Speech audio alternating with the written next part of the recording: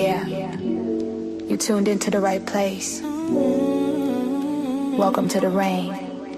Golden Queuing. H2.0. Yeah. You're looking for a diamond, found a treasure in the rough.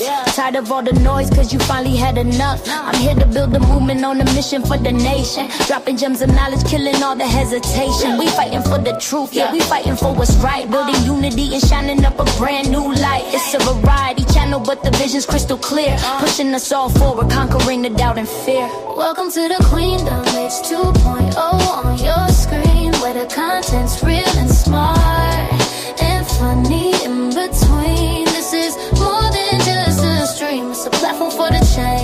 Time to elevate the game and rearrange. If you're ready for a vibe that you can feel and trust, joining in the movement is a definite must. This ain't just another channel talking smack behind the screen. It's a spotlight for the creators, building up a better scene. Spreading radical love, that's the message in the code. Helping everybody carry up a heavy load. From social justice issues to the laughter that we need. Planting seeds of progress, watch them grow from just a seed. This is authentic, this is raw, this is everything you saw. Welcome to the battle that is truly being fought. Ooh, so come with your respect and see the real effect. Cause I protect my own right here on the throne.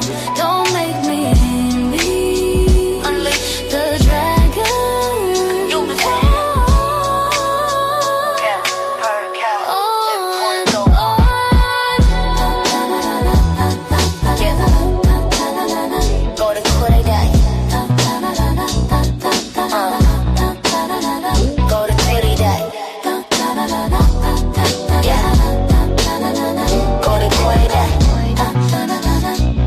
Subscribe, ring that notification bell.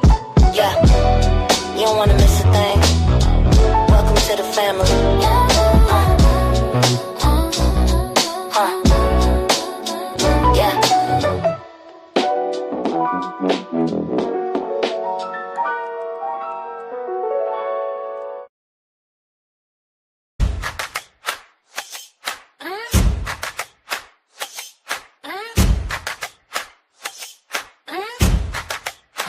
Yeah. They thought we were sleeping. Walk out! Walk out! Walk out!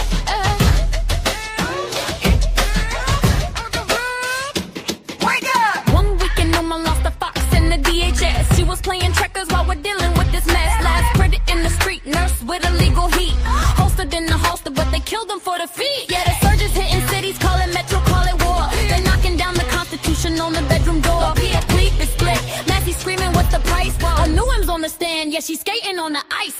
They stripped the bill, they removed the clause. No safety for the people, they're breaking all the laws. Rocket in the room, yeah, she's looking at the files. Comers out of time, she's been waiting for the trials.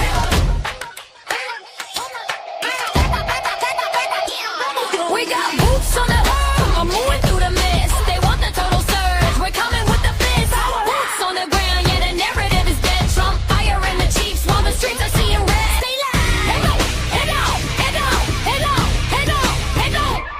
We got boots on the ground, moving through the mist. They want the total surge, we're coming with the fist. Boots on the ground, yeah, the narrative is dead. Trump firing the chiefs while the streets are seeing red. Stay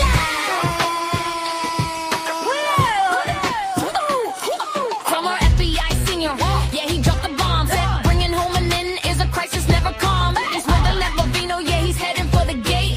Ellison is smiling while the judge decides the fate. Not credible, they said, yeah, he lied under the oath, trying to occupy the city. Now we're seeing the growth of the resistance, the persistence. Two-way to the left, unlikely alleys fighting back against the state that spawns a death. Listen close, listen close, listen close, listen close. They removed the ban on deporting the citizens. They're current appearing for the bullets in the prisons. From Minneapolis to DC, the wall is falling down. They can't stop the movement when we're holding down the town. Got boots on the ground, moving through the mist. They want the total surge, we're coming with the fist. Boots on the ground, yeah, the narrative is dead. Trump firing the chiefs while the streets are seeing red. Stay out, lay down, lay down, lay down, lay down, lay down, lay down. The surge is crumbling. We see you. We see it all.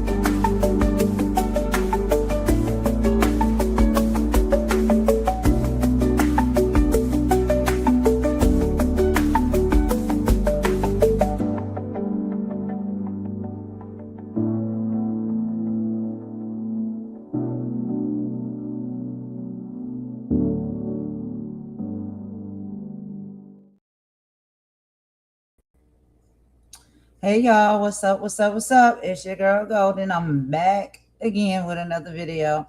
I hope everybody is having a great day. It is about 12:17 p.m. here, Eastern Time in the United States and the Carolinas.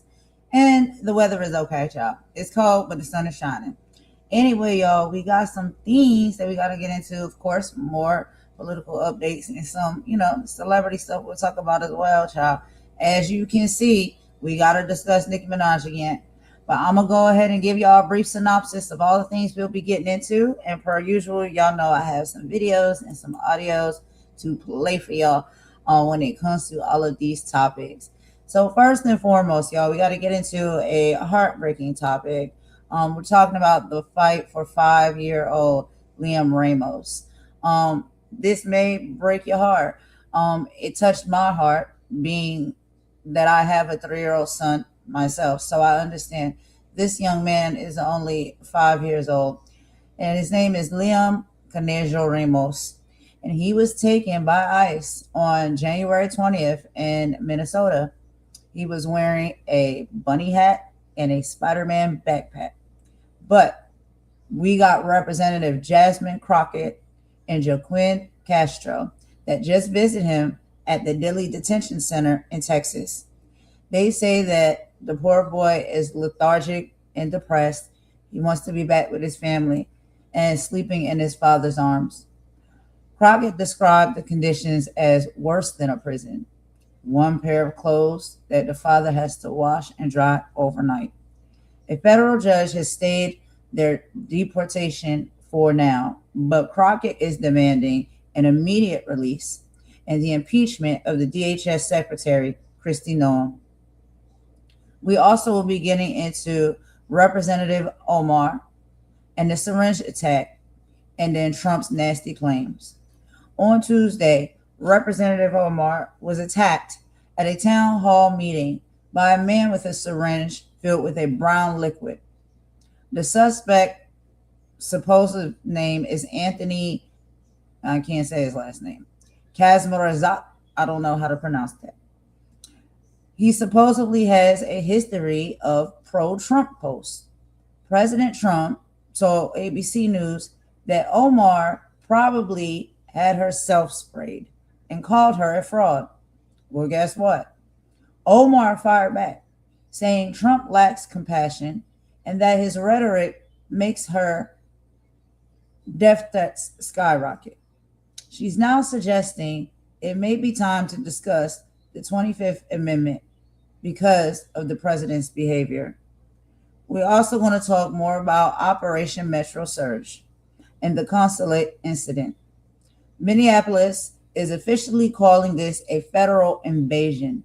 There are 3,000 armed masked agents on the streets. Reports have surfaced of ICE agents attempting to enter the Ecuadorean Consulate in Minneapolis, only to be turned away by employees. Attorney General Keith Ellison is suing the federal government, calling these tactics unconstitutional and a violation of the 10th Amendment. He says the surge is about punishing political enemies, not actual immigration enforcement. We will also be speaking a little bit about the deadly actions in Minneapolis and how the Maine sheriff, the sheriff of Maine, the state of Maine, has spoken out. The violence is real. ICU nurse Alex Pretti was, we know, pow 10 times by federal agents only because he was filming them on his phone. This follows the pow-powing of Renee Good earlier this month. While the administration calls them terrorists, video evidence shows Pretti was unarmed with his hands up. Meanwhile, in Maine, Sheriff Kevin Joyce is making headlines. He called ICE tactics, Bush League, after they arrested one of his own recruits. In retaliation, ICE pulled all 50 detainees out of his jail overnight. The sheriff says the book and the movie don't line up. What the government says they are doing isn't what is happening. And child, finally, we got to talk about Nicki Minaj. You know, the president's number one fan. This was the biggest shocker in entertainment news as of lately. Nicki Minaj appeared at the Trump account summit. She held hands with the president and declared that she is probably his number one fan. She told the crowd that the hate and smear campaigns only motivate her to support him more. Trump praised her as the greatest female rapper and thanked her for investing hundreds of thousands of dollars into Trump accounts, programs to help fans. The barbs are divided, but Nicki says that she is not backing down. Y'all, let's go ahead and get into all of this. So first on the docket, I'm going to go ahead and play this video for y'all of Jasmine Crockett, which I love so much. And she is fighting hard for little Liam Ramos to be released. And so I'm going to play for y'all real quick a speech that she has.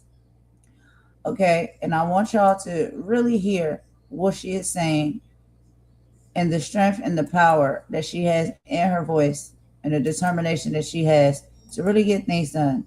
And you do know that she is running. So we need to support her all that we can, y'all, because she's really a great presentation of, I think, what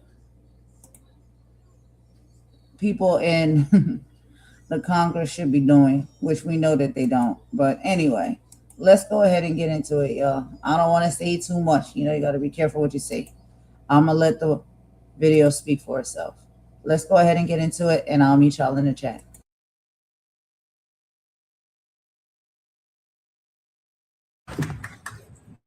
I just want to paint a picture. Imagine being a free-willed, loving kiddo. And all of a sudden, one day, you're thrown on a plane. You're sent 1,500 miles away from home. And you don't understand what's going on. All you know is that your friends are gone. You have one set of pants, one shirt. Your dad washes your pants and your shirt out every single day and then hangs it by a unit to try to dry it overnight. You don't have your mom, who is currently 4 months pregnant with your sibling. And frankly, at this point in time, you've gotten depressed to the extent that you've stopped eating. This is the story of Liam. The sad reality of what we found when we went to Dilley was that Liam was not the only one. You have so many mothers in this facility. They didn't care about themselves. I'm going to be perfectly honest. They were concerned about their children. We heard the same story over and over and over about how they were depressed, about how they weren't eating, about how children were throwing up. We went into a housing facility because I don't know that they were really trying to take us into one, but we went. And there was an area that was almost set up like a kids' play area. And we walked in. And as soon as we walked in, everyone kind of flooded towards us. And at some point in time, it seems like they told us that they were actually educating these kids. And the kids were like, no, we're not in school. We're not getting anything.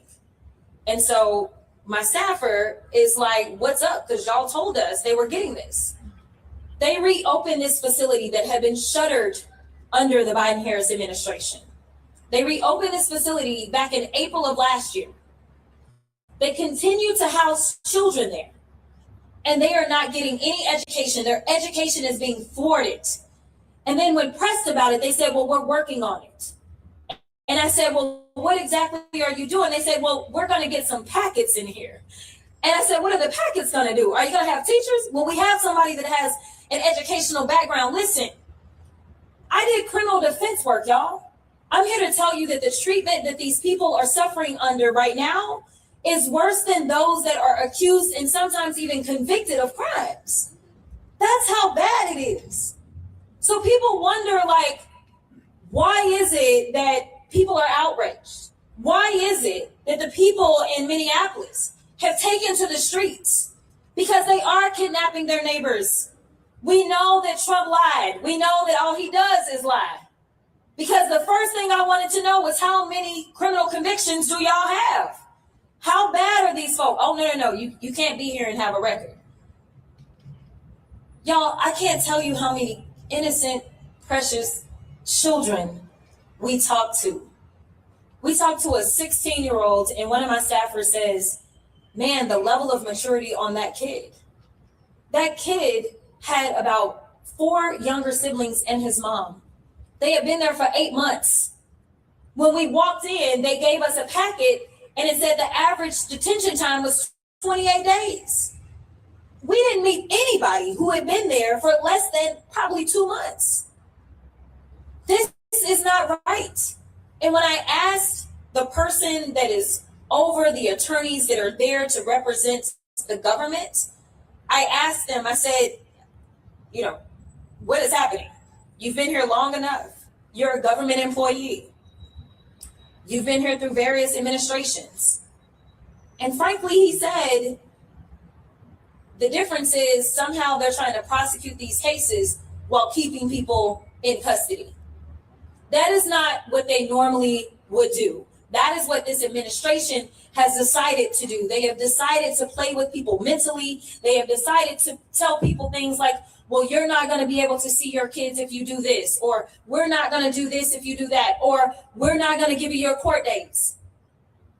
This is terrible what is happening.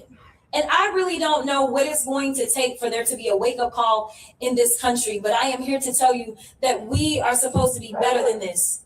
We talk to people that are saying, you know what, I'm from Cuba, as one woman said, and she was crying profusely saying, and they are sending me to Ecuador. What are we doing? So I'm here standing with my colleague because no, we won't fund this nonsense. We both voted no on that bill. We are asking our colleagues in the Senate to do their part. Stand up for people. Stand up and show them what humanity looks like. We know this administration doesn't care about us, but frankly, when people literally are talking about the water that they are drinking is not safe, if you allow this to continue to happen, then you are complicit. We have to do our part as the legislative branch. We have the power of the purse, not the president. It is time for us to flex our power. So thank you so much for being here. Wait. If you've taken Uber since 2019, you need to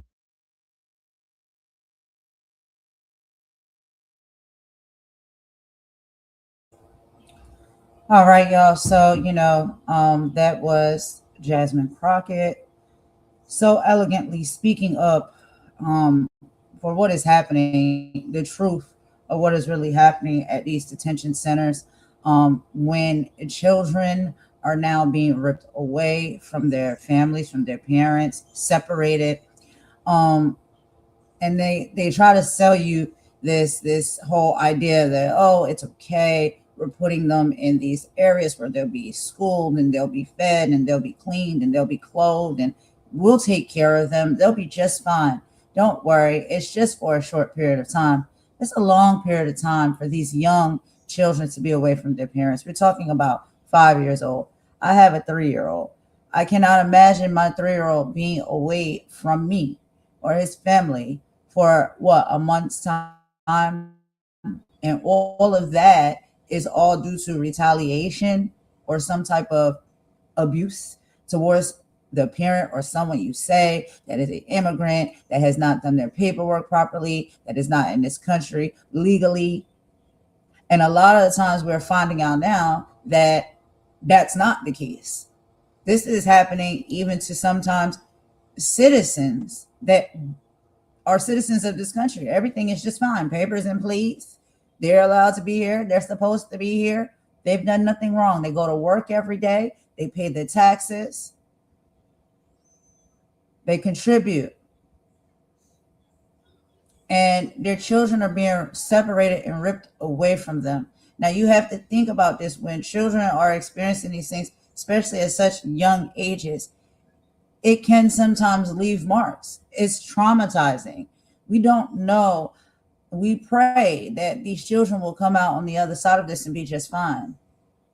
But the reality is sometimes going through these type of traumatic experiences at such a young age can lead to things down the line. As far as maybe, behavioral issues, mental issues, PTSD. And so this is what is purposely being done from a hateful place. And we are not always, majorly, not getting the true information as how things are going down and what exactly is happening. So I want to salute Jasmine Crockett and, anybody really who is going out there putting boots on the ground to visit these places, take inspections of what's going on, come back and bring that information to the people so we can have the truth and understand how disgusting it is, how nasty what's happening is. And if we have any, thoughts and feelings about it, we can talk about it. I think the conversation boards need to be open for us to have conversations about this. But I would assume people, anybody who does have children, whether your children are grown now or they're little bitty tots, the same age as Liam, we have to sometimes put ourselves in someone else's shoes so we can understand and see and feel a little bit more about what that experience may be like. Not just for the child, but for the parents. The fear, the sadness, the depression. They say the little boy now is so depressed he won't even eat. One outfit that has to keep getting washed over and over again for now, 1 month's time or so. And the night before all of this happened, he was laying comfortably in his home and in his bed with his family and his parents, not thinking that he would wake up the next day and have to undergo a traumatic experience like this. And this is the reality of what is happening. And yes, it is happening now. We notice it is happening now in the United States. But I do know that these type of things have happened in other countries for a very long period of time. And a lot of those reports went untold. And a lot of those stories were never known. And a lot of people didn't care. This is why I like independent media. This is why I like social media.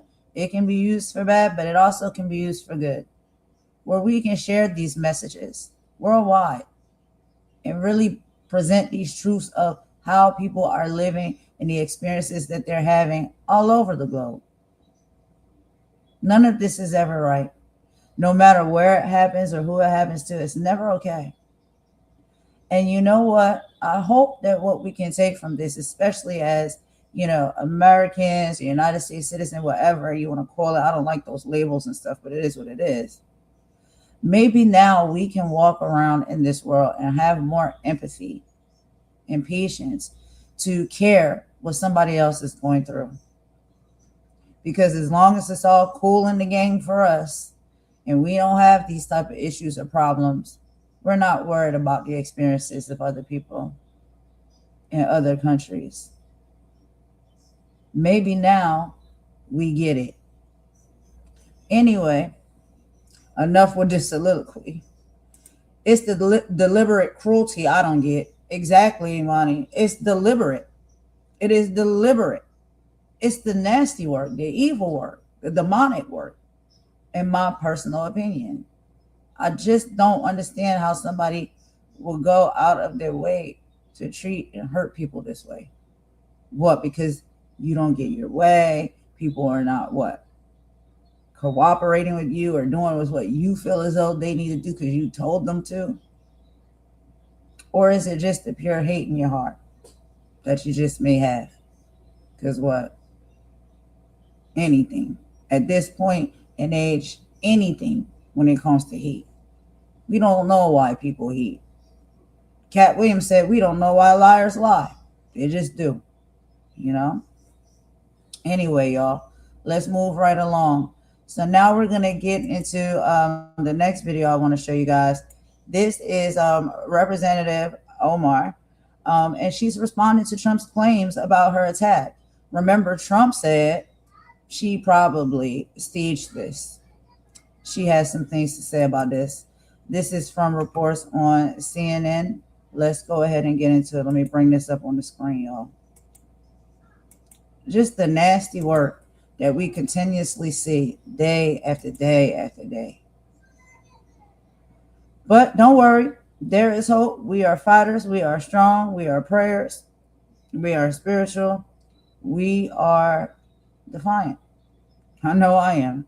And so I know some of this stuff can be gloomy. I know some of it can be a bit much for people to handle in here. We do need to know what's going on, but we don't have to feel as though we're losing hope and we're losing the fight, because we're not.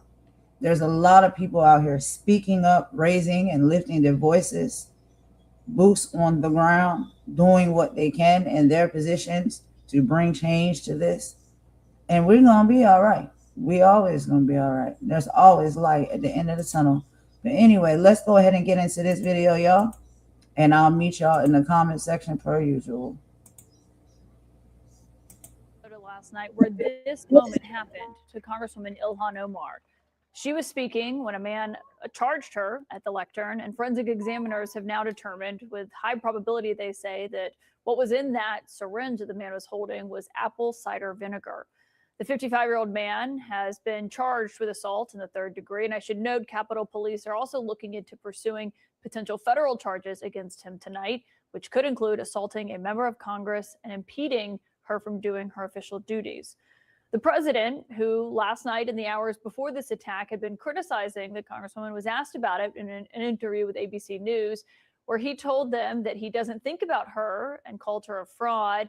As he said, quote, she probably had herself sprayed, knowing her. And Congresswoman Ilhan Omar joins me now. And I want to get to what the president said in a moment. But just first off, watching this last night, when this man charged you, you initially went after him and raised your fist in that moment. That was your first reaction. What would have happened, do you think, if you had gotten to him before your security tackled him? Well, I'm fortunate I didn't get to him, because I'd probably be catching charges as well. I mean, just that moment, that instinct. And I should note, we're so grateful that you're okay. Obviously, we checked in with you and your team last night. I know you were dealing with the aftermath of this. You continued your town hall. They wanted you to go get checked out. You said no, you wanted to finish speaking first. Why was that important for you? Well, you know, I realized a long time ago that whether it is the president's dangerous rhetoric, whether it is the death threats that I get, whether it is the right-wing vitriol, or this man attacking me last night, their ultimate goal is to stop me from being a public servant, from serving my constituents with the dignity and the honor that they deserve. And last night, I was carrying out a promise I made to my constituents that I would hold a town hall every single month and be able to give them feedback on what I've been doing in Washington, D.C., and be able to answer their questions. And so it's really important for me in that moment to not allow this person intimidate me into running out of that room and canceling that town hall. My constituents deserve to have their congresswoman continue to do the work that they elected her to do. And that is my promise, and I will continue to do that. I mean, and you are someone, you and I have spoken about this before, you have faced a lot of threats. I mean, what was going through your mind in that moment? It must have been scary as well.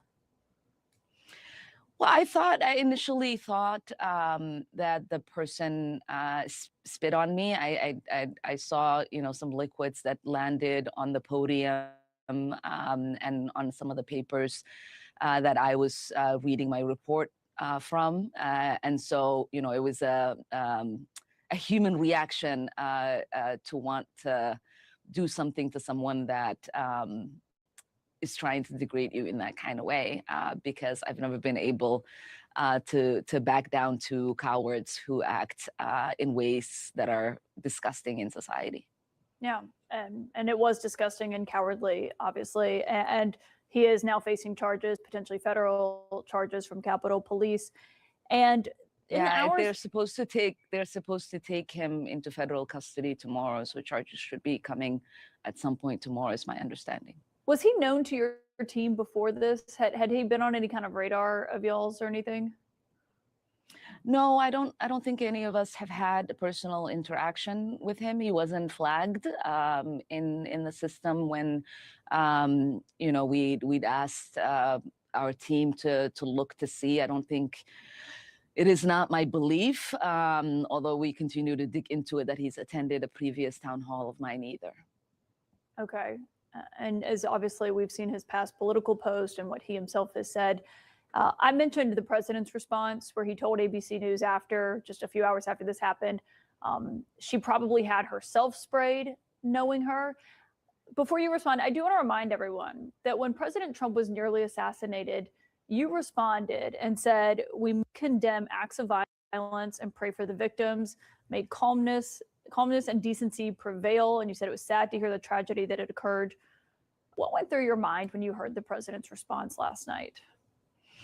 Well, the difference between the president and I is that I was raised to be a decent human being, and my faith teaches me to have compassion.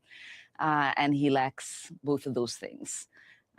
This is a president who presides over an administration that when they assassinated Renee Good, told us that she was a domestic terrorist that was trying to kill the federal agents. When they assassinated Alex Pretti, they told us that he was a domestic terrorist who garnished a weapon. None of those things are true. They are known to be liars. They have constantly told us not to believe in our eyes. Fortunately, both of those assassinations were caught on camera, and so was what happened to me last night, caught on camera. So when he claims it's staged, you say? Well, I mean, this is also somebody who was talking about me in his town hall in Iowa, and then seems to exhibit some sort of dementia when he says he doesn't think about me. Maybe it is time for us for the 25th Amendment to be invoked, because he certainly cannot remember what he said and has done an hour ago. He was just posting about you truly 5 minutes ago before we came on air. I was looking at Truth Social and he had posted about you. And it reminded me of what he said when he announced that he was sending Tom Homan into Minneapolis. In that same post, he said, the Justice Department and Congress are looking at Congresswoman Ilhan Omar, who left Somalia with nothing and is now reportedly worth more than $44 million. Time will tell all. Were you aware there is a DOJ investigation here? The New York Times says it started in part under the Biden Justice Department into your financial disclosure forms, or into your finances and campaign spending. But were you aware that this Justice Department is looking into you? No, but I'm not surprised. Over the years, there have been investigations with the FEC because people have filed complaints. So I wouldn't be surprised if that's what happened in this case. And clearly, that investigation hasn't moved on because they don't have evidence of wrongdoing. To say there of the community that I ethnically belong to, there's always this sort of sad reference to the fact that I'm a refugee. It seems like these people seem to have a problem with the fact that I am living the American dream. Yes, I was once a refugee. Yes, I did survive war. Yes, I did come to the United States when I was 12 years old, not speaking English, but I did make it to the United States of Congress, representing our country, helping write the laws of this country and helping appropriate the resources that are utilized by all Americans. So yes, that is the American dream. They do not believe that the American dream is possible. And I think the fact that I'm a visible representation of that American dream pisses them off. Congresswoman Ilhan Omar, thank you for joining us tonight. And we are so glad that you're safe after what happened last night. So really appreciate your time tonight. Thank you. Appreciate it.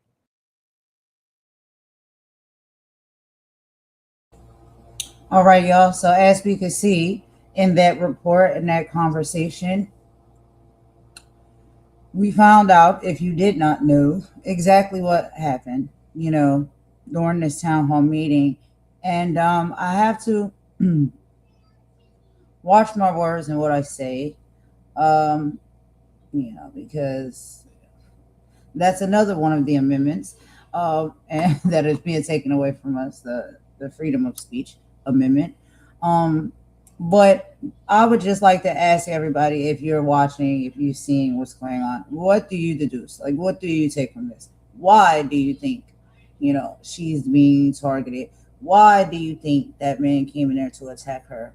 Why do you think that any of these things are happening? Like, are we putting the puzzle pieces together? Are we seeing enough of the display of hate that there is in this country that I believe has lied dormant for a very long time, that has been reignited by the administration, the leadership of Trump?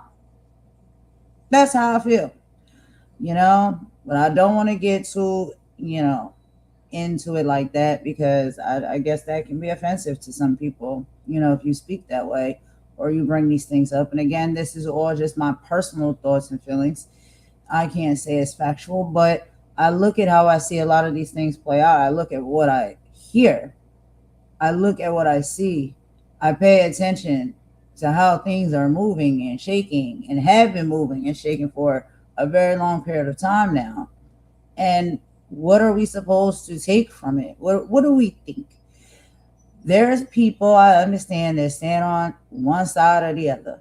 I want to ask the people who stand on whichever side, that feel as though these things are warranted, that these things are okay, that this is what's supposed to happen. I want to ask these people and have conversation with them for real, because I'm very curious, like, what makes you think that way? It's got to be a deeper reason, a deeper rooted understanding that you have that maybe other people don't have, as to which you can turn the blind eye and say that nothing is wrong. None of these things are wrong. This is okay. This is how a country is supposed to be ran. This is how people are supposed to be treated. I'm confused. I'm really confused. And I just want to know why some people still think that this is okay. But we're going to take a quick song break, y'all. And after this song break, we're going to get into our next topic of the live. And we'll be hearing from Ben, of course, Ben Masalis. And he'll be talking about how Trump ICE invades Consulate. So they're moving on up, I guess, and going into even more places. And they're calling these invasions because these people are just kicking down the door, running in, and doing whatever it is they see fit to do. And so we're going to go ahead and get into that video next, y'all. Let's take this quick song break. I'm going to get me some water because my throat getting dry. And I will be right back.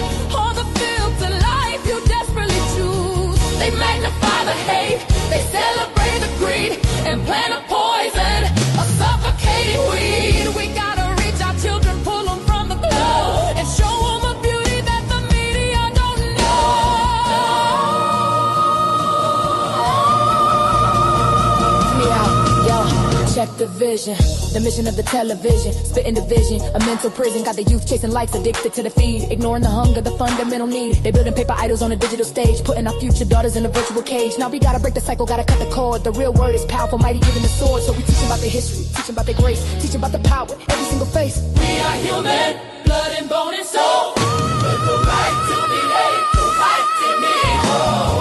This is our story, this is our sacred song. In the eyes of the Creator is where we all belong. We're human, worth more than they can price. Beyond the hateful whispers and the loaded ties.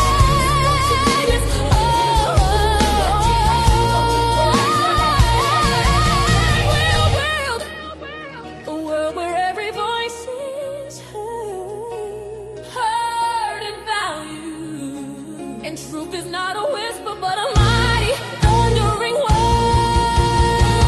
A word of justice, a word of peace, a promise that the fight will never cease. This ain't just a track, it's a call to action. For every mother, father, every single fraction of the community holding it down on the ground. Time to get loud, make a revolutionary sound. Look your child in the eye, tell them that they matter. Tell them their spirit's something to know like a shadow. Tell them knowledge is the weapon, love is the shield, and the truth is the harvest. We're gonna grow in this field. Yeah. Human, Oh, yes we are. we got you back. Oh, near and far. Let them know the sacred word for every single soul on this earth. Quiet, Human, right to live. right to live. Human, a gift to give.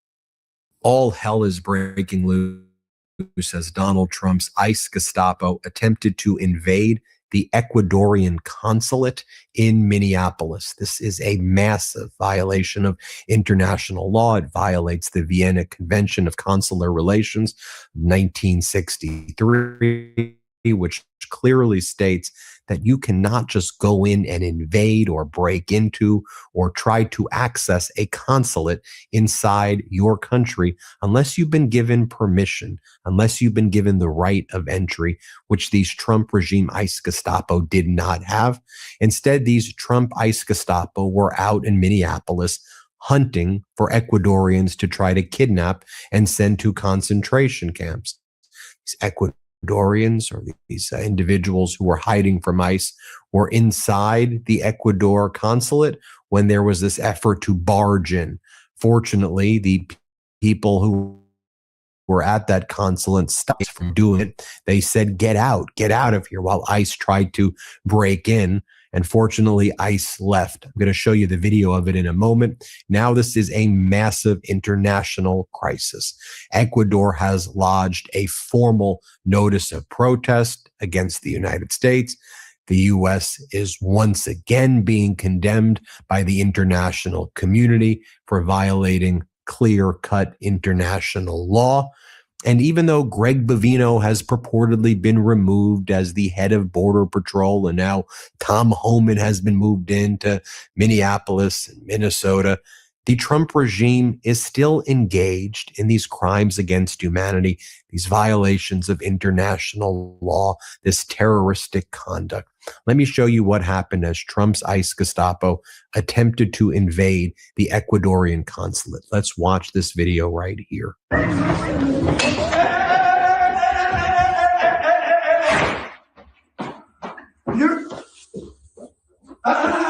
This is the customer from Ecuador. Relax. Okay, relax. I did answer. And if you touch me, I will grab you. If you touch me, I will grab you. Okay. Okay, but come touch me. You can all right, so go. You can know that thing. This is the consulate. This is the foreign government. You can know that thing. Right, close the door. Bye. Yeah, right there. Right? Yeah. Sí, lo estoy firmando. No, pero ya tienen que quisieron perseguir a las personas acá. Ahí, This is the girl from Ecuadorean.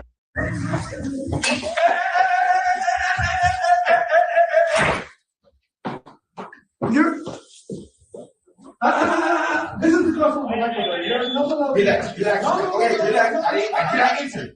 If you touch me, I will grab. Now, more crimes against humanity have been documented as well. I want to share this with you. This is leaked video footage from inside an ICE detention center in Baltimore, Maryland. It shows 50 people crammed into a cell with no.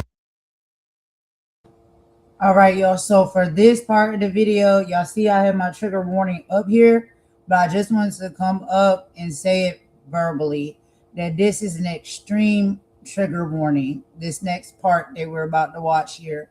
So I just wanted to give y'all that disclaimer. Let's get back to the video. It's very heartbreaking.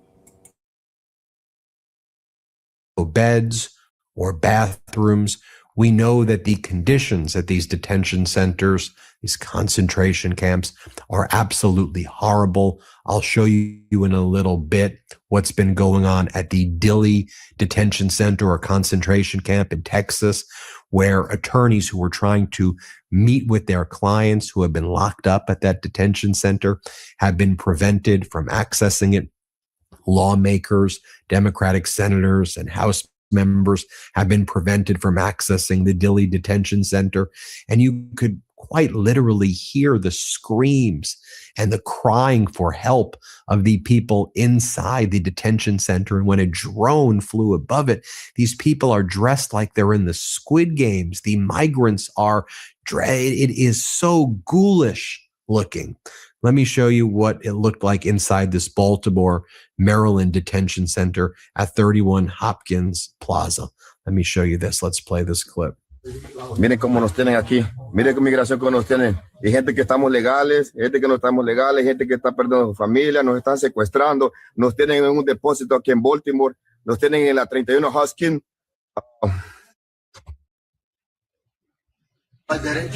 Baltimore. Están golpeados en la cara. Los golpearon a un señor.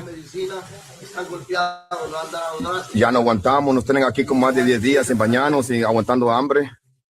Now, here you'll see children and women chanting, "Let us out," at the Dilley concentration camp or detention center that has been set up in Texas. I mean, this looks like a scene right out of 1930s Germany. Here, play this clip right here.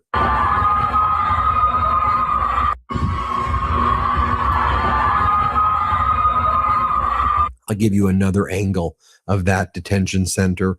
A lawyer went up to visit one of his clients at this detention center. He was not allowed in. You can hear the screams from behind the walls at the detention center. Look at this video.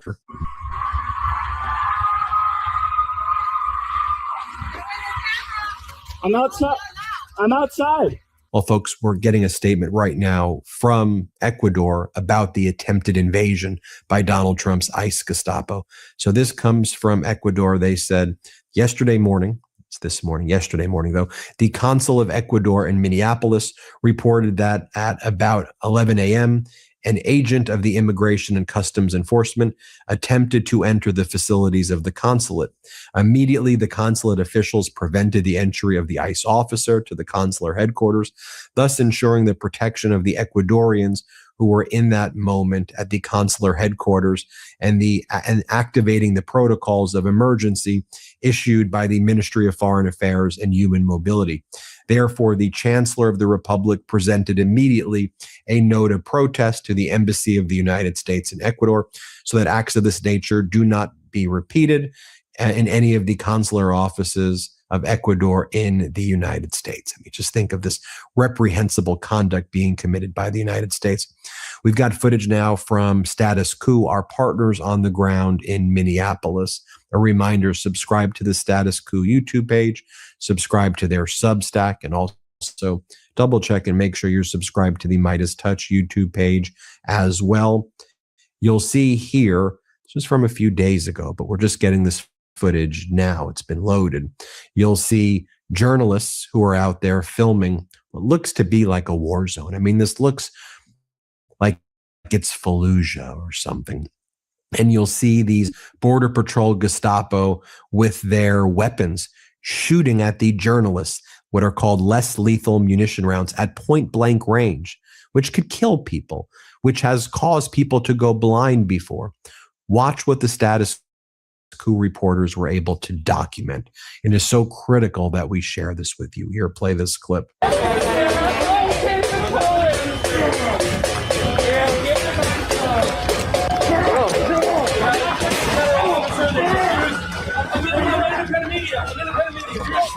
We've all been there. You go to the doctor, get your blood drawn, and a week later you hear everything looks fine.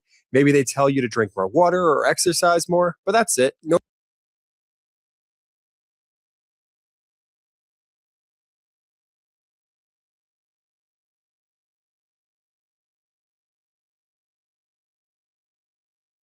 Three days ago, on January 25th, you'll see these Border Patrol Gestapo attacking the status quo reporter, Tina Berg.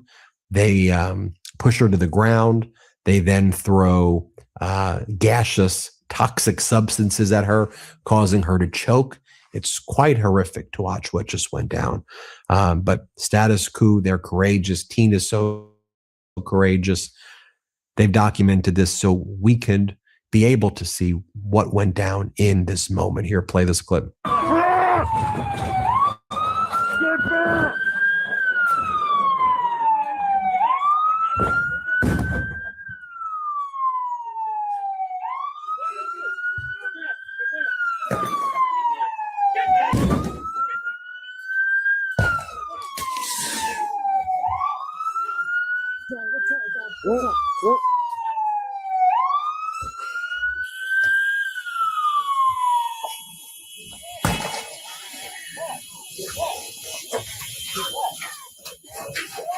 Pluto. Oh, I got it.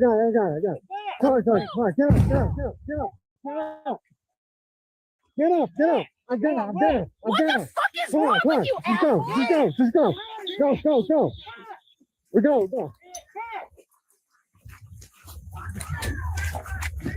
Go. Get out. I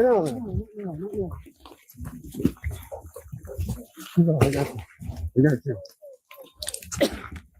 Come here. What? Here, go this way. This way. Okay, go. Come on. Go. I can't breathe. I got you.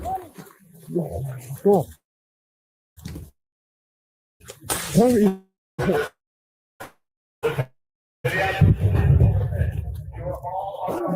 Come on. Let's get out of here. Come here, we have to keep going. Come on, we have to keep going. I know. Come here, we're almost safe. Come on. You gotta get over here. You guys call 911 when these people started destroying this hotel? We're press. We just document. So you don't have phones that you we just document. This is why That's it.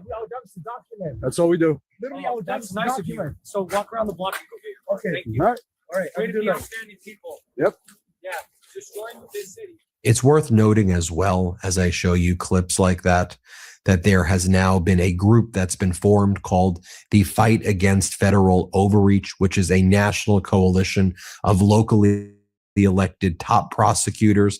And they've announced that they will be coordinating with each other about how to push back against the ICE and Border Patrol Gestapo surge, how they address the warrantless entries, unlawful detentions, coercive enforcement tactics, and other constitutional violations, and specifically also plan how they will be prosecuting ICE and Border Patrol Gestapo within the statute of limitations after the Trump regime is over, keeping records, keeping logs of all of these ICE and Border Patrol terrorists.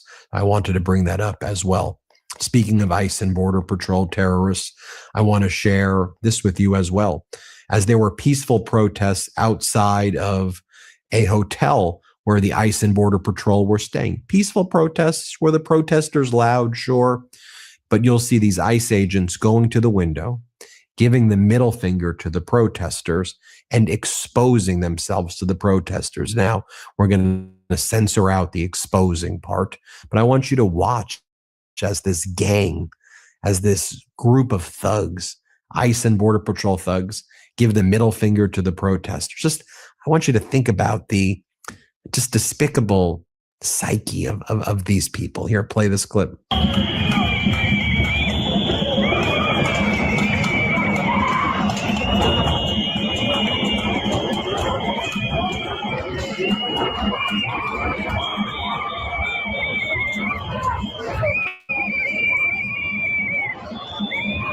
Then I also want to show you this video, which has gone viral. You may have seen it elsewhere. It's an ICE agent telling a legal observer that if he raises his voice, that ICE will erase your voice. Horrible. Here, play this clip. I will tell you this, brother. What? You know, I will tell you this. You raise your voice, I raise your voice. If I raise my voice, you'll erase my... Exactly, yeah. Yeah. Are you serious? You said if I raise my voice, you'll erase my voice? Yeah. Mm-hmm. And finally, to me, this clip really resonated, and I know it will resonate with you. Here's a Minneapolis ICE protester dressed as a walrus, and he says, I was just a nerdy gamer guy. I wasn't political at all. But what transpired here in Minneapolis has made me political, has made me want to do something, has made me want to get involved. Because I want to go back and be a nerdy gamer again, but I had to come out here and help my community. Watch this. I've been working, trying to fight this. I was just a nerdy gamer guy that would like to go back to just playing video games with friends. But until we get the ICE out of Minnesota and hopefully abolished, I'm going to continue fighting because this is ridiculous. And I never thought I'd be a political activist. That's, my parents were well off. And so we didn't have to worry about it being white. You don't have to worry about it being a male. You don't have to worry about it being straight. We didn't have to worry about it. But it's gotten to a point where empathy needs to win over those people on the fence where it's not affecting them now. And we need to do something all together. And I think that's what's so big about this moment right now in Minnesota is we're showing up. Everybody is showing up. No matter where we're from. Right. So we spoke with Congressman Ro Khanna yesterday. One of the things that he told us is that he is going to introduce a bill to defund ICE. What are your thoughts on that? Needs to happen faster, but I appreciate the step forward. It feels like our government is way too slow right now, hence why we're out in the streets yelling for change. And the faster we can shut ICE down with the legal processes, I think the faster we can rebuild. And I'm hoping for that track for our government here, because right now we're veering off the rails. Trump's ignoring all the legal court orders. His department, everything he's doing is showing he does not care about the rules. And we need some of our politicians to start fighting back, taking their gloves off as well. Stop worrying about who's going to vote for them. Stop worrying about their constituents, trying to get those moderate voters. We need to see action and passion from our leaders. There you have it, folks. Let me know what you think. Hit subscribe. Let's get to 6 million. And thanks for watching. Thanks for watching. Be sure to add the Midas Touch podcast on Apple Podcasts, Spotify, or wherever you get your podcasts for new updates every single day. All right, y'all. So we're going to go ahead now and get into our next topic for the live. Another video yet that I have to show you guys. So this one, this is coming from, Roland Martin's platform or whatnot. He's reporting on this. The mass protest after ICE deadly actions in Minneapolis. It has erupted a lot of things, and people are taking notice to this statewide and worldwide. And so in this video, a sheriff from Maine, the state of Maine, has now spoken out, and he will be speaking about some of his recruits have actually been detained at the hands of ICE. And so this is getting way out of control, y'all, but let me go ahead and get this video put up for you guys so you can see this. This is spreading everywhere, how these ICE agents are moving and operating, and it's affecting so many people in so many serious ways. But let's go ahead and get into this report, y'all, and then we'll talk about it after. Folks, it was a massive day of protest today in Minneapolis, Minnesota, where thousands gathered outside the U.S. Bank Stadium amid sub-zero temperatures for a march against Donald Trump's immigration crackdown. Demonstrators shouted ICE out, waved American flags, and carried signs calling for ICE to leave their city and for the arrest of the ICE officer who fatally shot Renee Nicole Good on January 7th. The Trump administration has sent more than 3,000 federal immigration personnel to Minneapolis since December in what the administration has dubbed Operation Metro Surge, resulting in nonstop confrontations and clashes with residents. According to the Department of Homeland Security, over the past 6 weeks, officers have apprehended more than 3,000 undocumented immigrants. But how many of them actually are criminals? Now Trump and his minions are threatening America's Fourth Amendment rights by allowing ICE officers to forcefully enter homes using only administrative warrants, bypassing judicial approval. Legal experts warn that this policy would strip away critical safeguards and accountability, opening the door to government overreach. But the courts aren't going along quietly. In Minnesota, federal judges are rejecting arrest warrants for a number of people. Arrest warrants tied to anti-ICE protests, saying prosecutors failed to provide sufficient evidence. And now the concern is coming from inside law enforcement as well. A county sheriff in Maine is blasting ICE's actions, calling them Bush League policing, after agents literally detain a Cumberland County jail corrections recruit who was legally authorized to work and had no criminal record. Watch this.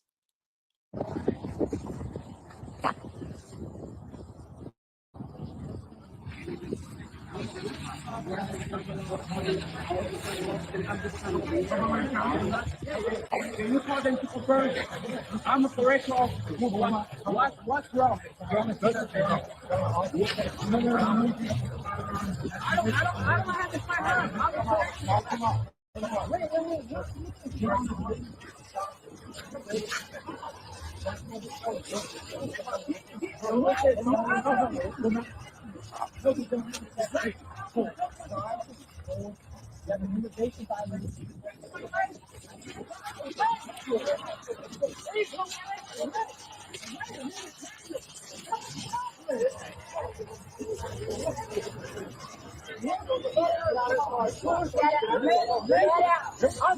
I'm a correctional officer at work in Cumberland County. What's wrong? I'm just coming from war. What's wrong, guys? I don't understand this. I don't have any of my life. Coming from war. My uniform is right there. No, I didn't explain to you, man. The commission's over there. My uniform is right there. What's wrong? I'm worried. You got that right. I had an issue. I wouldn't be working for the government. What's the issue? What's wrong? I don't have. I don't know what to say. I'm responsible. I'm sorry. I'm just trying to blood. Oh my God. He's got a job, so they can't have that. Can't have productive members of society. Oh my God.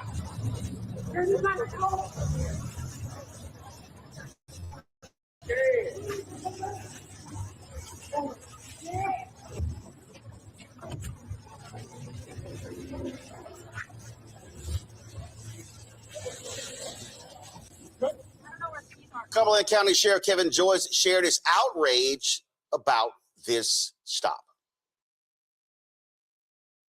We've all seen the 3-minute video. And I've heard some people say, oh, it's hard to watch. What was hard is that there were 5 to 7 ICE agents there.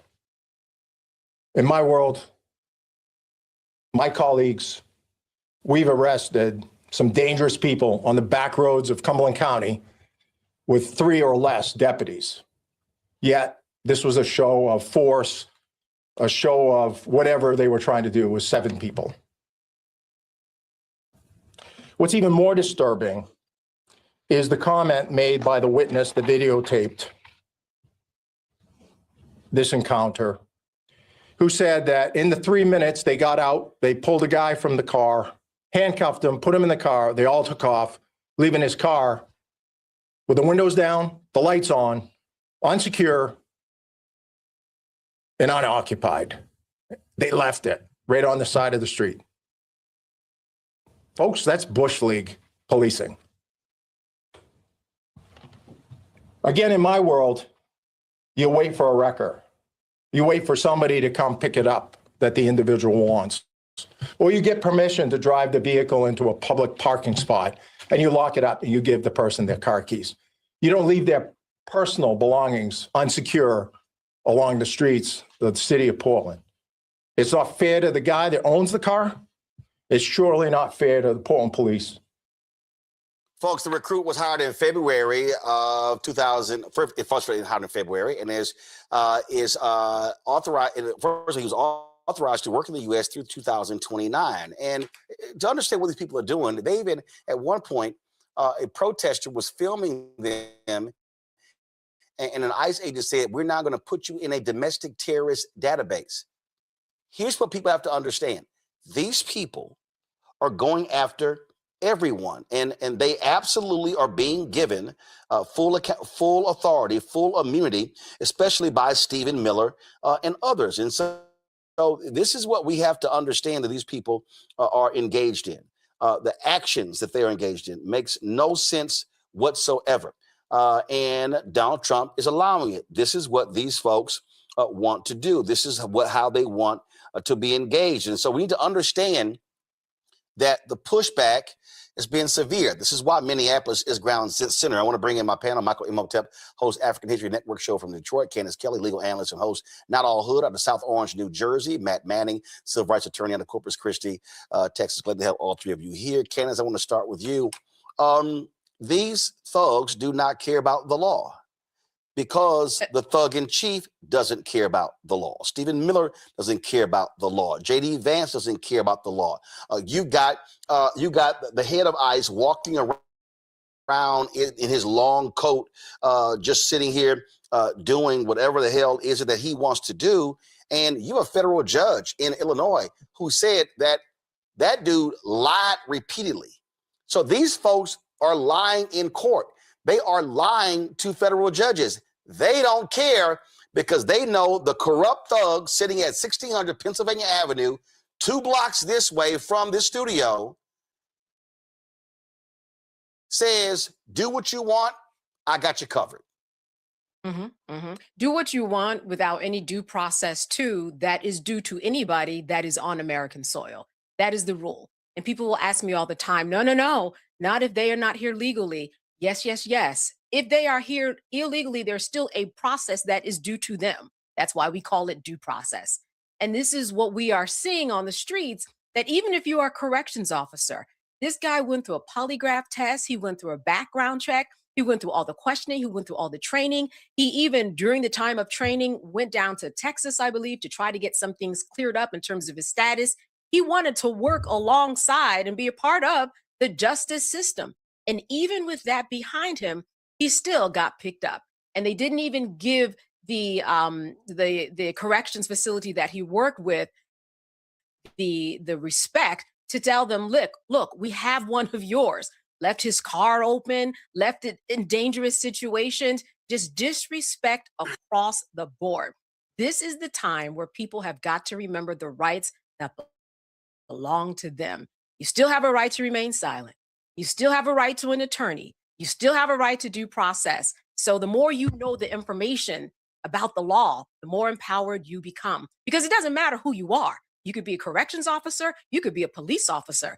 They might even make the mistake one day and arrest another ICE agent. It doesn't matter. You're going to get got, because they had 1 year where they hired 12,000 people. There's no way that 12,000 ICE workers can actually be trained thoroughly and not make all the mistakes. And that's what we're seeing. We are seeing the fruit of those seeds that have been planted. And that's why we're seeing these mistakes. And this is just ridiculous. I mean, it is just ridiculous. And it's going to implode even more, Roland. And a thing here that it's abundantly clear, Matt. These folks don't care about due process. And here's their argument. You had this Batya Sargon, supposedly a progressive who now is MAGA. And I'm gonna try to find the clip. This idiot was debating Bakari Sellos, who's an actual lawyer, she's nothing more than an opinion columnist, saying that, oh no, due process is only for American citizens. She's a liar.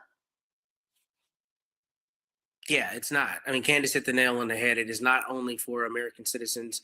And, I mean, there's a due process that's due to you in the immigration courts. I mean, that's kind of one of the things they're trying to hide behind now, at least in a couple of the stories that have been reported over the time of the ICE increase in administrative, arrests and things, is that they've had a number of people who had already gone through a process and a judge had determined that they needed to be removed. That is part and parcel with the idea of having due process. And I think we may be talking about it a little bit later, but I think the thing that every American absolutely needs to be terrified about, literally afraid about, is that ICE has an internal policy memo saying that they can go into your house with an administrative warrant and not a judicial warrant. And let me explain why that is so terrifying.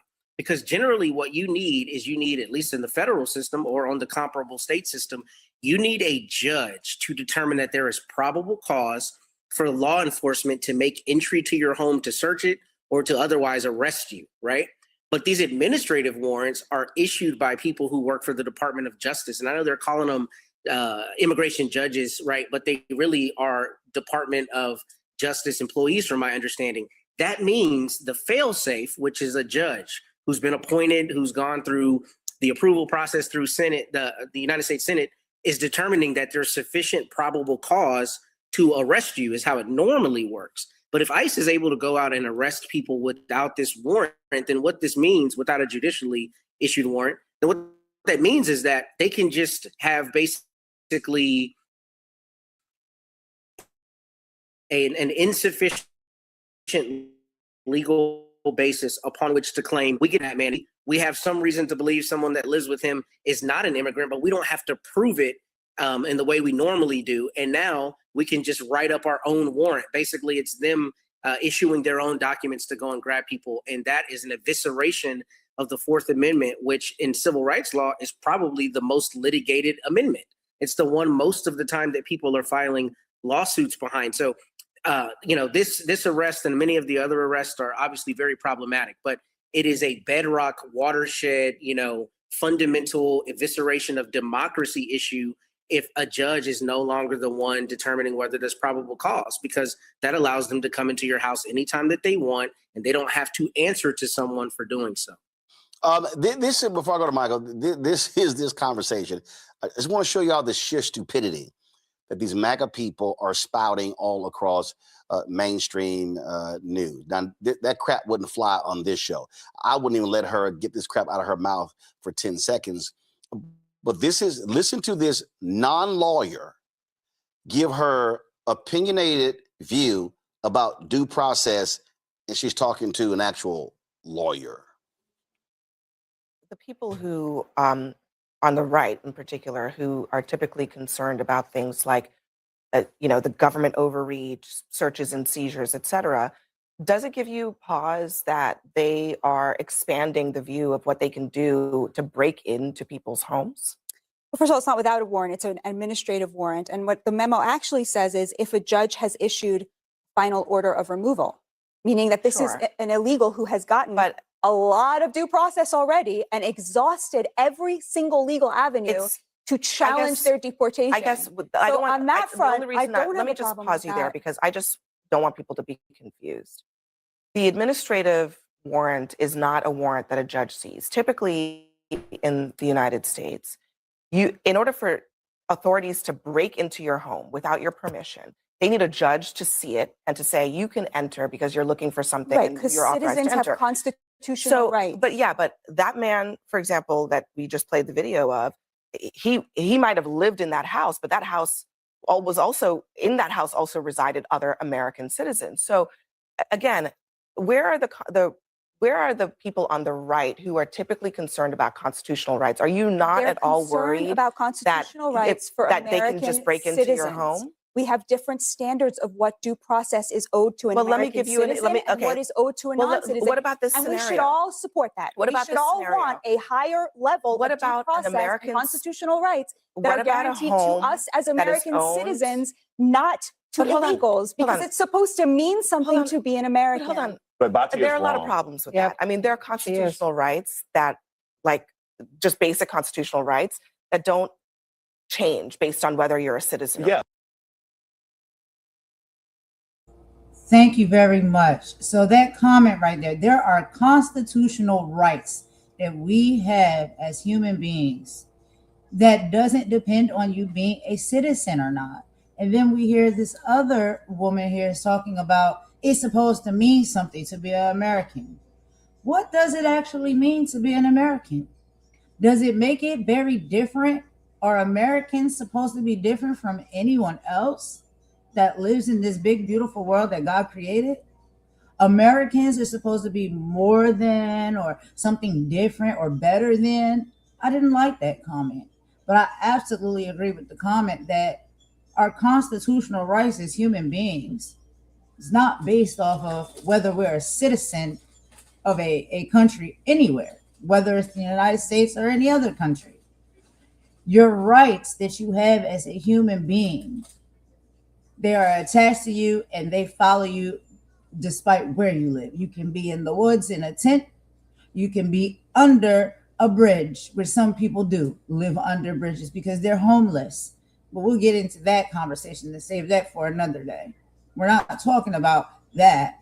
Nobody wants to talk about that. But it's this fact that your rights and humanity can be taken away from you because of what? You're not a citizen somewhere. And let's be clear, a citizen of the United States in America, that's the only citizen that matters or means something or holds some type of rank above others. It sounds very hateful the way these people speak.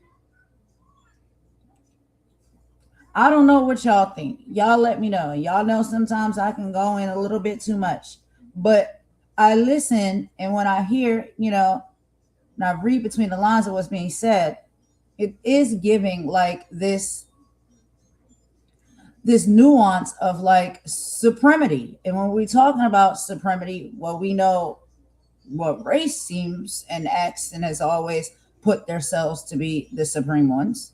That's why it's called white supremacy.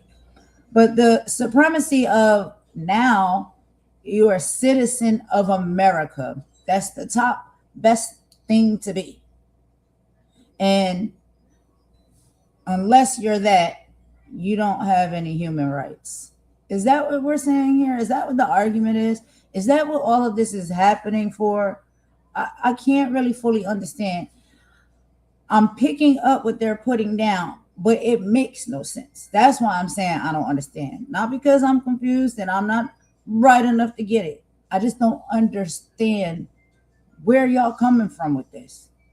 Why y'all doing this? And what is it at the core that you really think and you really feel? Well, we kind of know. And if you know, you know. That's all I'm going to say. We see history repeating itself. And we know because we have looked into our real true history, not just the history that we learn in school, child, and the history books that they put in there for us to read that has mixed history, false history. We know the real history of this country. And we know how some of these people, not all, at the core, really feel and what they want this country to look like. When we're talking about make America great again, what do you think they really mean by that? Ask yourselves, honestly, make America great again with talking points and rhetorics and actually putting things in place to make things run how they used to in the 1800s and the 1900s. And we know what this country looked like and how it was operating in the 1800s and 1900s, and even prior to that. We know what it was. But when we call these things out, it's just like they get mad at you for calling it what it is. You gotta call a thing a thing. And this thing is a nasty thing, but it's not a thing that we are not familiar with. We know what it is. We know exactly what the goal is. And every turn, every choice, every story, every report that we see proves this is exactly what they want. That's just my little 2 cents on that, y'all. But let's keep going because there's more conversation they're going to have. And you'll see. You'll see. And they really convince themselves to believe that these things that they're saying make sense and are warranted to say. I can't. I just can't. But you're wrong, Batia, because No, they have a right to due process, but that standard is much lower than what counts as due process. You're wrong. That is right. No, the Fifth and 14th Amendment of the United States Constitution provide that everyone, even non-citizens, have a right to due process. Yes, to due process, but the standard of due process for expelling an illegal is much lower than the standard that we would have if we were accused of a about crime. entering one's domicile, one's abode. They have a final order of deportation. Batia, you cannot utilize military or law enforcement in the United States of America to enter one's home colloquially willy-nilly. You just simply cannot do that because of the fundamental guarantees we have under the United States Constitution. Yes, and what happens as American. That's an idiot, Michael. A pure idiot. And that was like a 2-minute and 45-second clip. And Abby I would have been like, I'm sorry, you're not a lawyer. So let me talk to the lawyers at the table. Can you please explain what the law is? Yeah, so it's so much here. I'm going to try to keep this as succinct as possible. She's an idiot and a Trump grifter, okay? And to me, it's ironic. Now, I'm not sure if she's Jewish. It appears she was wearing the Jewish star, but it's like... Yes, she is. Okay, because I remember mistreatment of Jews by Germans. And... No. That doesn't matter because that didn't happen on American soil. See, that happened in Germany. Didn't happen here. Well, they were if I'm using her argument, Michael, we're not discussing that because that didn't happen in America. That happened in Germany, not here. Okay. So let me go to my. Okay, y'all. I just want to comment with a quick disclaimer that the thoughts and the conversation, the opinions of the panel on Roland Martin's live on his podcast right now are not the thoughts and the feelings and the opinions of Golden or my channel. And so I do know some things may be said that can be triggering or, alerted or alarmed or whatnot. I'm going to move past that portion of the conversation. I do want us to hear the rest of the talking points because they are having a good conversation around this ICE stuff and what's going on with that. So we will briefly move past that portion of the conversation. And we're just about at the end of this video anyway. So I just want to make that quick disclaimer. All right, let's finish it off. And we'll be moving into, y'all, the one I'm pretty sure you've been waiting for. Our last topic. We got to get into Nicki Minaj. She's back at it again, child. Over there with Trump. I know a few minutes ago, Roland, you said this does not make sense and things of this nature. Well, Roland, this makes perfect sense. Your book, White Fear, explained it. Your book, White Fear, predicted it. This is the fear of the browning of America. This is an all-out war on non-white people. And Donald Trump in 2024, when he was on the campaign trail, March or April 2024, he said he would give 100% immunity against for police against criminal prosecution for doing their job. And then from my understanding, when it comes to the killing of Renee Good, there's no investigation from the Department of Justice. Okay, an investigation would normally go on for a number of weeks. There's no investigation. So they're like, hey, we're good. No pun intended. Now, I encourage people, and I've been talking about this at the African History Network, and some of the Black people or ADOS or whatever they want to call themselves disagree with me on this. But this is very similar. This reminds me of the Fugitive Slave Act of 1850.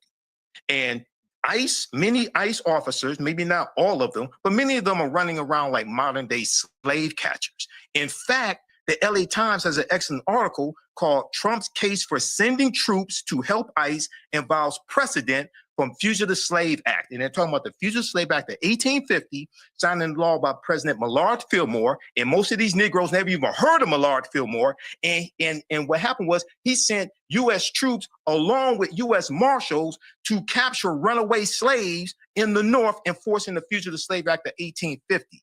Well, you got in some of these states, you've got National Guard along with ICE and police, quote unquote, police from many different agencies violating people's rights. And one of the things that the Fugitive Slave Act did was the Fugitive Slave Act of 1793, you could have your day in court. A lot of people don't know this, but the one of 1850, you could not have a day in court to prove that you were free. Well, many cases here, right? They're not being able to have their day in court like they should. They're being snatched also outside of the court when they're trying to show up for their proper hearings and things of this nature. So this, unfortunately, this makes perfect sense. And we predicted this, Roland. This is all laid out in Project 2025. Traditional dropshipping is dead. What we need to do is register with AutoDS, the quickest, easiest, newest, and best of all, cheapest way to get started dropshipping. Now, to get started with this, the first thing we need to do is, of course, sign up with AutoDS. And then I'm going to click on Add Store down here. And then we're going to choose the Build with AI. And then AI is going to start to build a store for us. AutoDS is not only going to give us our AI pre-built store in our specified niche, it's also going to give us a few winning products to go along with that store and providing us a lot of extra tools. It's just so much easier. Really, it's the new way of dropshipping. It's the new way to get started testing out what works for you in dropshipping. You can get started right now for just $1 for the next 2 weeks. Go ahead and create 4 different stores, whether it be in the same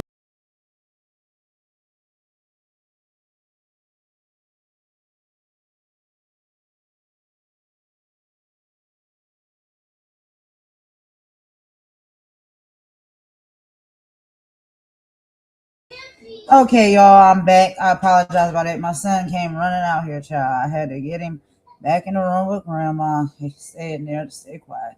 But anyway, so that was a great conversation in panel, I believe, that they were talking about. And as you can see, the nuance and the difference between the conversation.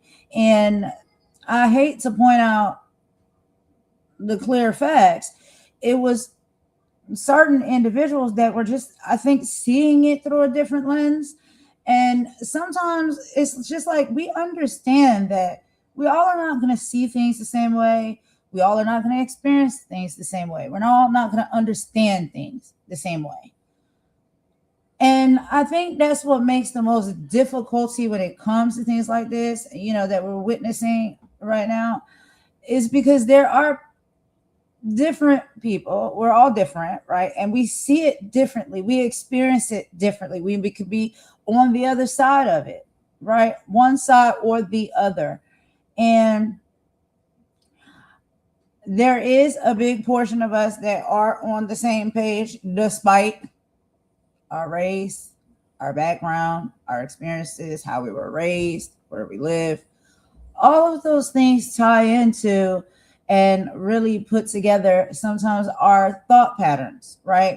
When it comes to us taking a stance on something, or how we see something, or how we bear witness to something. All of that has influence on these things. And so I do understand that there's some of us out here that see it very differently and argue against it tooth and nail, because we really believe, like, the way we see it and the way we think, the way we feel and the way we experience these things, we believe that our side and our thoughts and our feelings and our opinions are the true ones. And the other side is like, they're not getting it. It goes like that back and forth, like a ping pong game. And I don't know how we combat that. Like, I don't know how we fix that. I can't be sure. I don't know if it ever can be fixed. But we are making progress because there is a lot of us that are on the same page when it comes to, and I'm telling you again, yes, it boils down to humanity, human rights, us as humans. Like I said multiple times before, despite your skin tone, despite your race or your ethnic background or heritage, your religious or spiritual belief, your sexual preference or gender identity, despite all of those things, at the very core, it is about being human, human rights. They put these laws into place for us to have them, to utilize them for these exact purposes, to keep us safe, to keep us alive, to keep things, it's supposed to be to keep things also in some ways fair. But we know for a long period of time historically that despite those rights and amendments and all of the things, that it's always been manipulated and twisted and dipped. And so we know that things, despite them being in place, have been sometimes coming out unfair, sometimes coming out horrific endings, you know. And now what we are seeing in 2026 is, you know, almost a repeat of what we have seen historically in the past. That these rights and these amendments that are in place for each and every human being and individual, despite whether you're a citizen or you're a resident or you're an immigrant, they get manipulated, they get overlooked, they get ignored, and things happen that are not supposed to happen, that are going against your rights. We're seeing that happening now, and there's a big uptick on it right now, which we didn't suspect we would have to see happen in 2026. We have moved so forward in time that we thought that things would pan out, even out, and get better. But what we're seeing is now people in places, these organizations, these groups, these government structures are doing things to take history back in time. Going back to when it was even more unfair, it was even more dangerous for people based off of, we already know, I mean, it's the elephant in the room, hate, race, religion, gender, all of the things, okay? It's not like we have not been here before. We have not seen this before. Our ancestors, our grandmothers, our great-grandmothers, our grandfathers sat around at the fireplace or sat around in their reclining chairs and tell us these stories about the civil rights movement and Jim Crow and all of these type of things. So we see it is going backwards and it's sticking for now. But an end will come. An end will come, and everything will be properly aligned, I would believe, the way it should be. And that doesn't mean that one side is better than the other or one side wins and the other side loses. We are united. We are together as a people, as a collective, as a group. Despite our differences, we still can stand side by side with one another and fight for what is our human rights. And everyone should be able to benefit from these human rights, despite the differences. That's all we asking for. Is that so hard to give? Is it so unthought of to have? Does anybody want to see that? I know there's a lot of people that want to see that.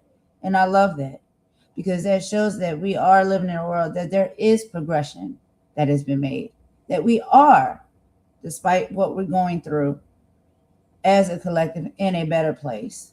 But we got to fight to keep it. We got to fight to keep that mindset. We got to fight to keep that love. We got to fight to keep that unity. We got to fight to keep that fairness. We got to fight to keep all of it. And when I say fight, I'm not talking about pow pow or punches and hits. I'm talking about standing up, speaking up for what's right, not allowing yourself to bend or sway in any way. Because as soon as you do, these type of things can swoop in and take over and change the whole game. If we want it, we know it's necessary and we need it, we have to stand our ground to keep it. And a lot of people are doing that. So I salute to all the ones that are speaking as well, are boots on the ground, are in organizations and administrations where they are fighting for it. And in our lives and our minds and our everyday, hustle and bustle, we have to keep these things in the back of our mind. I know we get distracted by a lot of things. We get distracted by our kids. We get distracted by our career or our job. We get distracted by media, entertainment. We get distracted by, whatever. You may want to go shop. You want to get your hair done. You want to get your nails done. Whatever it is, living your life. Life may distract you from these things for a minute, but you must keep it in the back of your mind and try to move it at least somewhere to the middle or the front of your brain. That these are the important things that we need to speak about, we need to stand for and fight for and keep in mind at all times. Because if the moment you zone, the moment you get distracted, it slide in like a thief in the night and snatch it away from you. And I think that's what we're seeing right now because we have been too distracted for too long. This is how I think it's been able to get this far. We've been distracted. We've been asleep. We have to wake up. We have to wake up and we have to stay focused.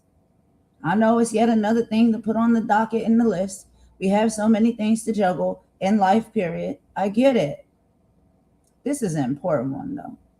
We have to keep these things in mind. But anyway, enough of that speech. So let's go ahead and get into the video y'all all been waiting for, I'm pretty sure. Now, we got to talk about Nicki Minaj. I don't know what the heck is really going on with this woman.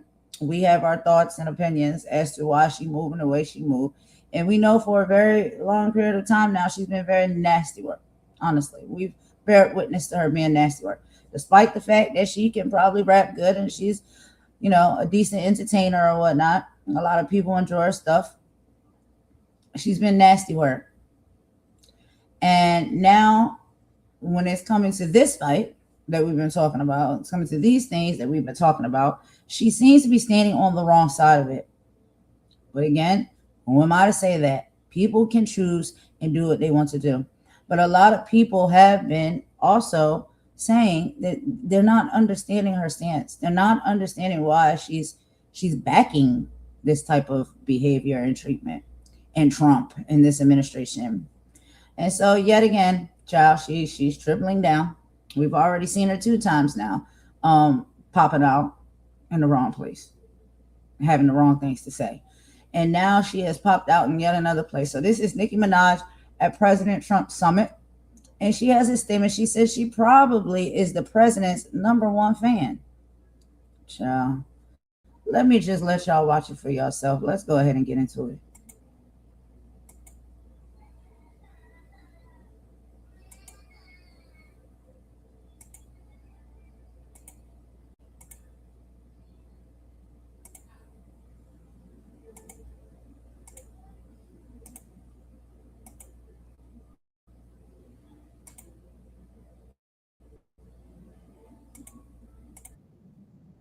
She went crazy when she heard that this was. I want to go. She happens to be in the wrong state right now for that. But when she heard that there's a certain person that's here who's the greatest and most successful female rapper in history, Nicki Minaj. Come on, and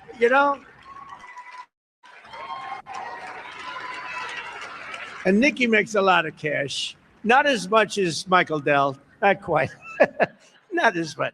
But that's okay.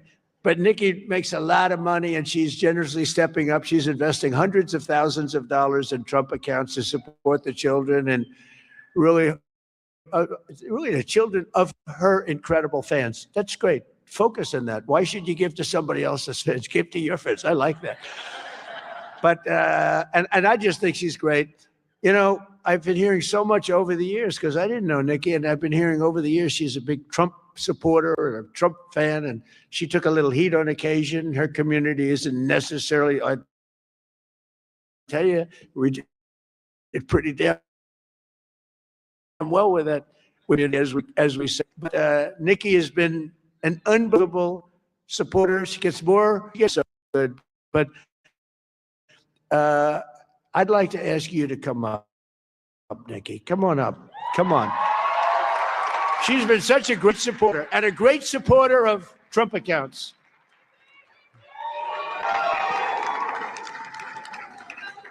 And I said, I'm going to let my nails grow because I love those nails.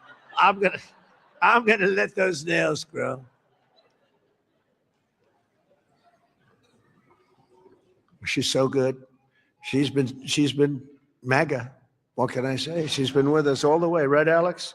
She's been with us all the way, and just want to thank her. And it wasn't so easy. For you, it was easier, right? You want to come up? You want to come up? Mr. Wonderful, come on up here. You've been terrific. Come on up.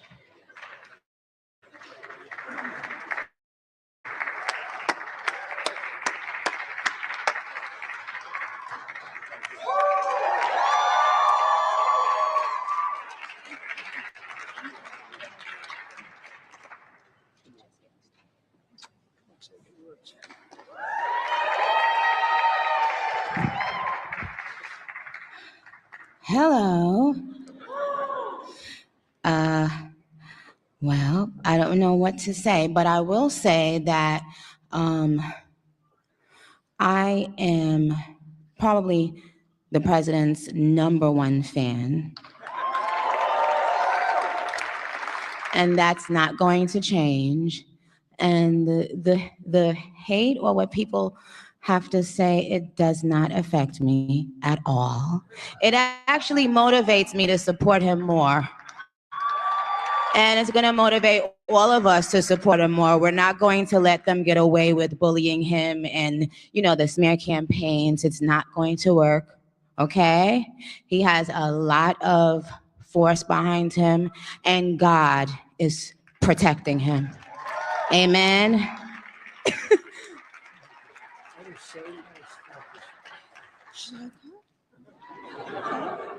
Okay. Thank you. Thank you. Stay right here. On behalf of all the entrepreneurs in America, I'd like to thank you, Mr. President, because we create 72% of the jobs. Companies 5 to 500 employees, and all we care about is policy. We love policy, pro-business policy, and these accounts are fantastic for independence and support. I thank you very much. It's all about the entrepreneur, and I think you know that, sir.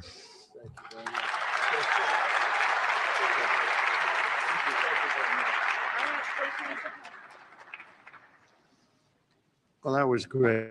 A little interlude. I don't know. That's better than getting Scott Bessent up.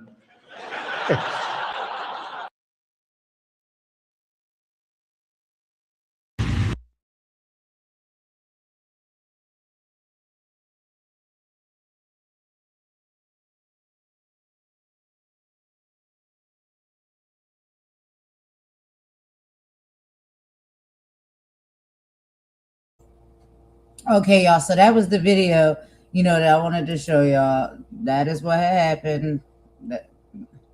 I really have. I'm lost for words. I don't get it. I don't understand it. But I do. I have an audio though that I want to play for y'all. So listen to this real quick. We'll wrap this up very shortly, y'all. That's the last video I had to play. But I want to play this audio for y'all, and then we'll play our exit bop song, and then I'll be back later because I got a few more topics we'll be talking about as well. But I want y'all to listen to this real quick. It's dangerous in a civic sense, not because Nicki Minaj has no right to an opinion, she absolutely does, but because of how influence works in a mass media democracy. Nicki Minaj is not a U.S. citizen, so she cannot vote and is not subject to the direct consequences of U.S. policy in the same way as the people her audience is made up of. Yet, she commands tens of millions of followers, many of them young, politically disengaged or marginalized.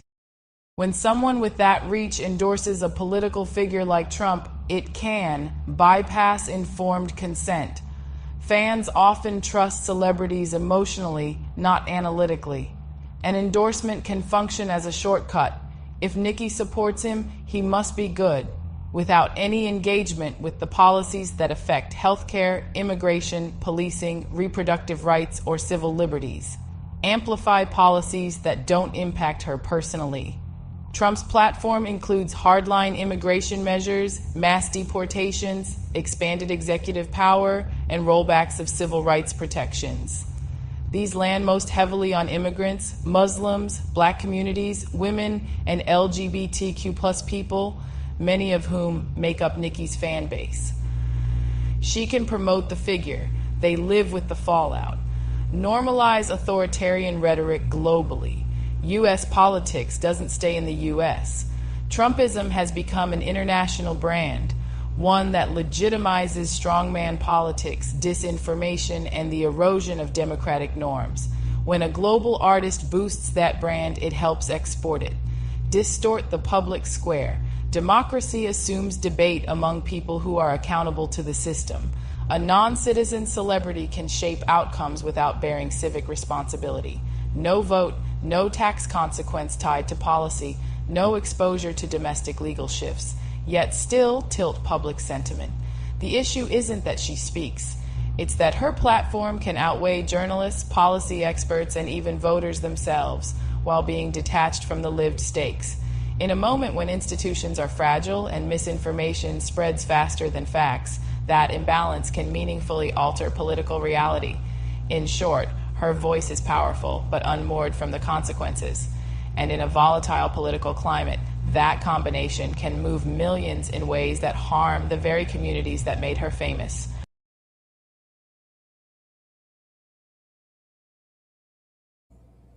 Okay, y'all. So y'all heard that. You know, this is one of the biggest issues that we've been experiencing, and we are going to continue, I guess, to experience when it comes to these role models in the forms of rappers, singers, actors, actresses, all of those things, right? We know that people are very much gravitated towards them, and for whatever reason, what some of these role models they have say and think and do, they follow ship. And so, yeah, it is very dangerous rhetoric to have someone who has, and especially someone who also has very young people as well, like teenagers, you know, very young adults following her, supporting her, loving her music, her brand, like listening to her every word. And then we have things that are serious, right? Like outside of music or entertainment, like our government and our politics. And so you can see how she can be very influential to these people, whether they're adults, young adults, teenagers, preteens.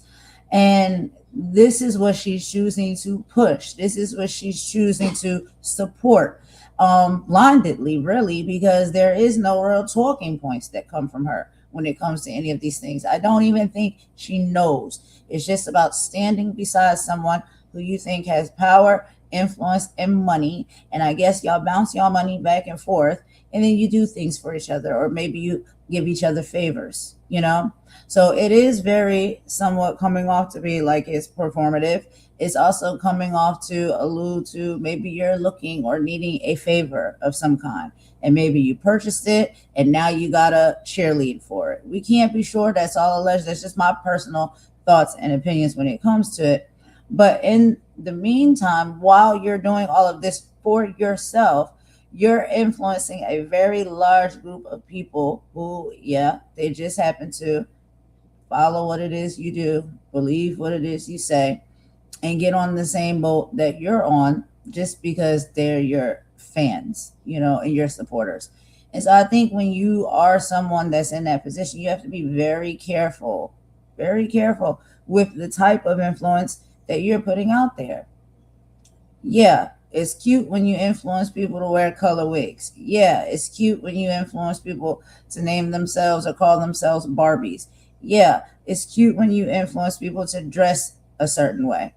But when we're talking about serious matters such as political stands, choices, and views, I don't think it's fair for you to be such big of an influencer and not take it seriously enough. Like, she takes it very serious. We're not hearing her speak on any prevalent issues that is happening within the government structure, or within the country. I have not heard her speak on how ICE, is just out here basically moving like mercenaries, and they're just taking people out left and right, busting through people's doors, hurting and harming them, separating people from their young itty bitty children, which she has a young itty bitty child as well. So you would think you would care about those things or speak about those things, but maybe not, child. We don't know. But it just goes to show, like, what is important to you? What do you want to have conversations about? What do you want to speak up and talk about and share with your fans? If you know, or if you're in the in crowd and you get to sit around the table, wouldn't you want to pass down some of that information to your fans, your followers, and your supporters that put all of the money in your pocket that you've been getting for years now? Or you don't care about their well-being, just your own? So that type of stuff is what make people like sit back and question, like, what are you doing this for? Why? I don't know, y'all. I don't know. But anyway, we're going to go ahead and end it here, y'all. And we right under the 2-hour mark, so that's good. So I'm gonna end it with a bop per usual. And later on this evening, I'll be back with another live, y'all. We got some more things we got to get into and talk about. Thank you so much for participating in the live. If you come in the chat, or even if you was just watching from the bush and listen, if you share, or if you're watching while you're cleaning, doing chores, however it is, if you are showing support to the lives in the channel, I really appreciate it. Thank you very much. And I will talk to you guys on the next one. Let's go ahead and get into this song, and we're out, okay? Bye.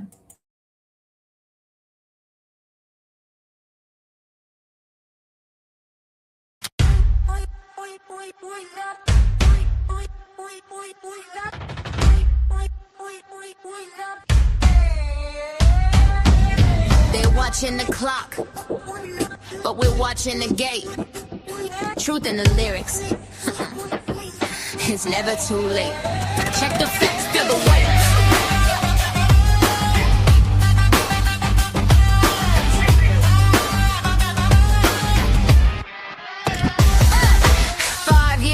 With the Spider-Man pack, stolen from his home, no way to get back. Liam in the cell, yeah, the air's getting thin. Lethargic in his father's arms, pale in his skin. Crockett's in the lobby, she's demanding the keys, while a boy loses hope on his trembling knees. One shot to his name, watched him dried in the dark. The flame of justice needs a brand new spark. Minneapolis cold, yeah, the snow's turning red. Operation Natural Choice, filling streets with a dread. Breakthroughs and mass agents with the tactical gear, turning neighborhoods by two blood standoff and fear.